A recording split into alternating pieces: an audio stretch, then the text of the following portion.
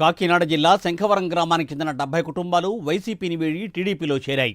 TDP అభ్యర్థి వరువుల సత్యప్రభరాజ సమక్షంలో వీరంతా తెలుగుదేశం పార్టీ తీర్థం పుచ్చుకున్నారు. స్థానిక సీనియర్ నాయకుడు టీడీపీ నాయకుడు పర్వత సురేష్ ఆధ్వర్యంలో సత్యప్రభరాజ టీడీపీ కండువలు వేసి వారిని పార్టీలోకి సాదరంగా ఆహ్వానించారు. ఈ కార్యక్రమంలో టీడీపీ, జనసేన, బీజేపీ శ్రేణులు అధిక సంఖ్యలో పాల్గొన్నాయి.